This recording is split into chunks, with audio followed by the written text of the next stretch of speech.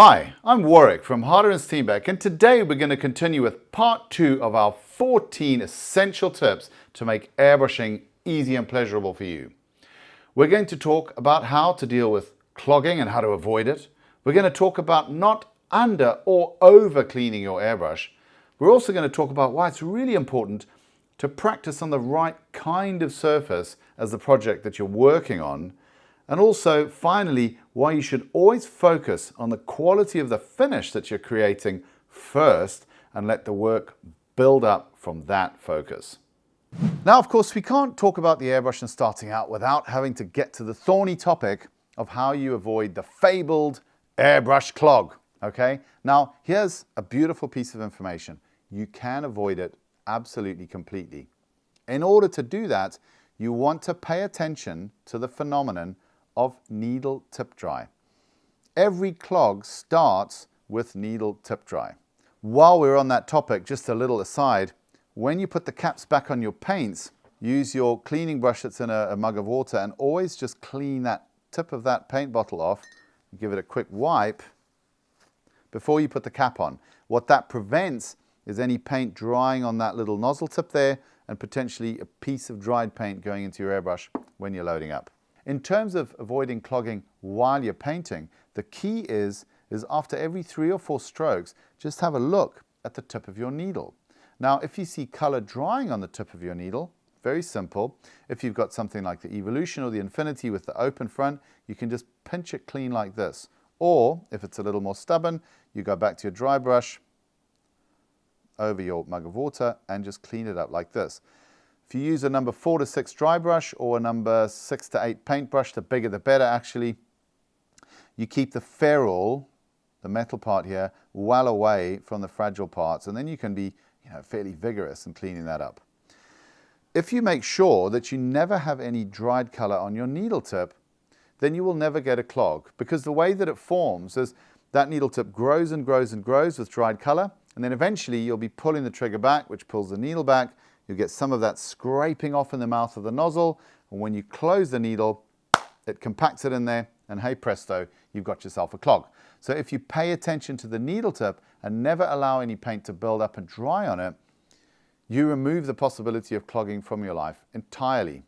The other thing you can pay attention to on that is if you notice that you seem to be doing the same trigger movement, but the airbrush's delivery seems to be slowing down a bit, that is also going to be due to tip dry, because that needle tip is growing slightly with the paint film that's drying over it. So have that right at the very front of your mind when you're starting out, and make it like a mental muscle memory, if you will, that you always think about your needle tip. It's one of the most important things to pay attention to when you're painting in order to give yourself a smooth, beautiful, seamless creative process. So pay attention to the needle tip, make sure that there's no color drying on it.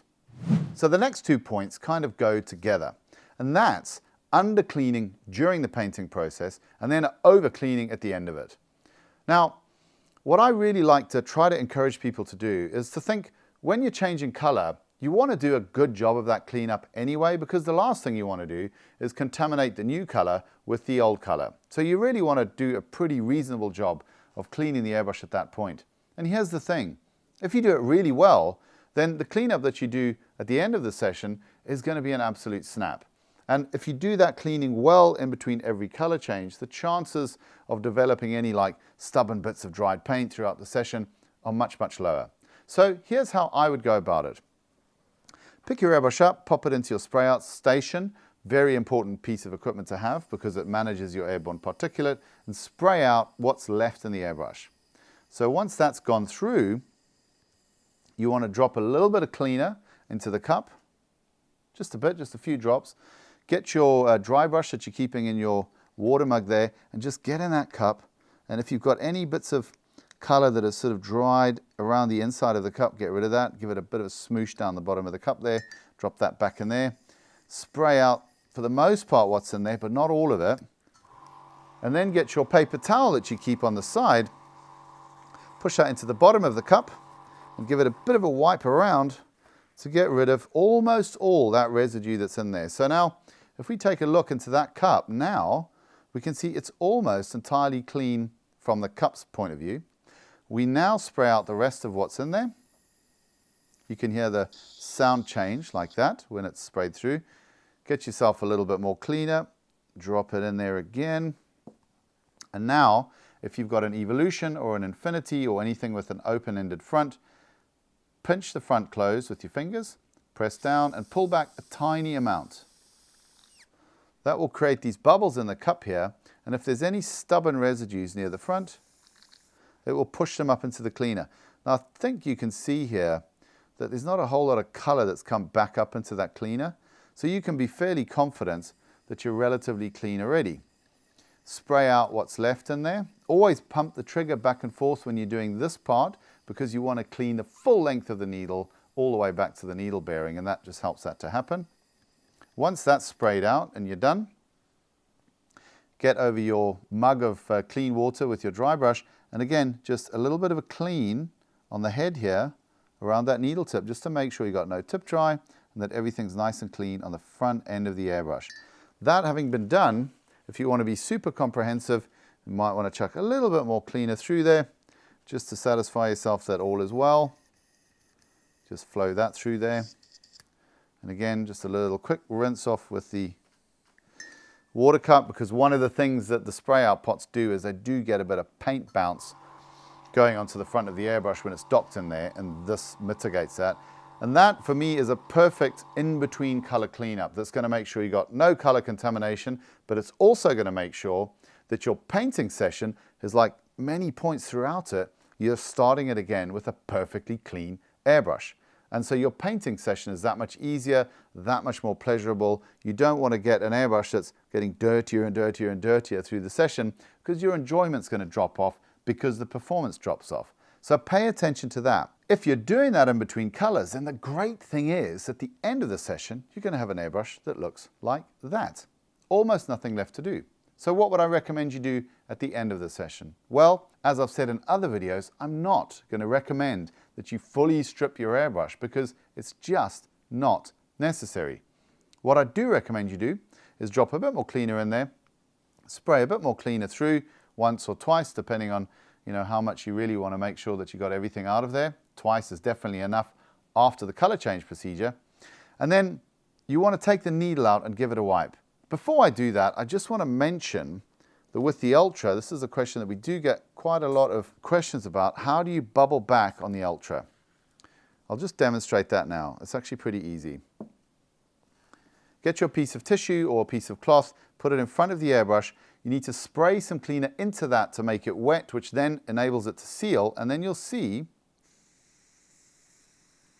that the airbrush will start to bubble back. Okay, so that's how you do it with the Ultra. Really simple. You just need to use a cloth or tissue rather than your fingers to get that bubble back action happening. Once you've done that and you've run a couple of batches of cleaner through, and it doesn't have to be a lot, we're talking 5 or 6 drops in each case, you take the end piece off your airbrush, pull that needle out, and then wipe it on the crook of your hand. Now, I like to do it there because then you can see as you wipe it if there's any color left on the needle. And as you can see, there wasn't any at all. And that's because the finish on these parts is very, very high. It just doesn't retain color. And as long as you never let any color dry in there, it's absolutely easy to clean up. And for my recommendation, that would be sufficient to now put this airbrush away and know that it's going to function perfectly the next time you take it out. So the recap on that is clean a little bit more in between colors, so that your cleaning at the end doesn't need any stripping or anything that, if you're at an inexperienced level, you don't want to be stripping all the time, because you might damage something. And actually, it's just not that beneficial if your cleaning processes are solid. Okay, 8th tip out of 14, not practicing on a matching surface first. What I mean by that is, if you're painting onto a non-porous surface, these are generally the trickier of the two. So porous surfaces like canvases, paper, and so on, they absorb a little bit of color. They're a bit more forgiving to paint onto. That's why we recommend that when you're starting out and learning your trigger control, you use a porous surface, because it's more encouraging and more forgiving. But when you're painting onto a non-porous surface, there's no point really in doing a practice stroke before you go onto the piece you're painting on a porous surface. So a lot of people keep a bit of tissue on the side, or a pad on the side to sort of, make this practice stroke before they go onto the piece, but it's a bit irrelevant because it's not non-porous. So I would either keep a piece of scrap plastic on the side where you can test the color, test the feel, test the paint mix on before you go onto the model, or the other thing that God gave us is our fingernails. So we can go onto our fingernail and just test how that build is on there. And we think, yep, okay, that's working the way I want it to work, go onto the model. So do a test stroke onto a surface that matches the properties of what you're painting onto before you go onto the surface itself. When you're starting out and you haven't yet got perfect feel for how the trigger responds and how the paint responds and how the airbrush works, just doing that little practice stroke before you go onto the piece can be an absolute lifesaver. This next point is really key to the whole reason why we pick an airbrush up in the first place. Now I'm going to say to you, don't go for and don't expect full coverage in one coat. Now why is that important? Well, in the context of modeling, let's say, there's a really important reason for that. Typically we pick up the airbrush as a tool because we're looking for very, very precise control over shade and hue of color. Putting down a coverage in one coat just takes away decision points. To put it down in 2 or 3 passes gives us the ability to say, that's the value I want of that red, or I'd like to go a little bit darker with that blue with the second coat. Trying to get it down in one shot takes that control away from you. The other thing that I think is really important is the role of priming. Now, if you're working in custom work, for example, on a motorcycle crash helmet or car, typically you want to use the primer to eliminate any surface defects and create a perfect surface. The role in modeling is very, very different. In modeling, all we're looking to do with a primer is to put down a ground that bonds very well to the model and provides a really good paint surface for all subsequent paint to bond well to. The last thing we want to do with a primer is any kind of build, because then you're going to start losing some of that beautiful detail in that beautiful molding, which was probably one of the things that attracted you to purchasing that particular piece in the first place. So when you're looking to get the primer onto the model, just remember that you're looking to put the absolute minimum on there that gives you this blanket coverage of color of the primer and gives you full coverage to give you that bond. The thinner the better, because you're going to preserve the detail in the molding. The best way to achieve that is to have it in your mind that you're going to put that down in 2 or 3 coats, 2 or 3 passes. So in summary on that particular point, I'm just going to say, just throw away this idea that you want coverage in one coat, because it takes you down so many blind avenues. It makes you have your paint too thick, and then you get all sorts of other problems which are easily avoided when the paint is thinner. If you just say to yourself, do you know what? Everything I put down, I'm going to put it down in 2 coats or 3 passes. That gets you out of working with paint that's too thick. It makes your airbrush love you back a lot more.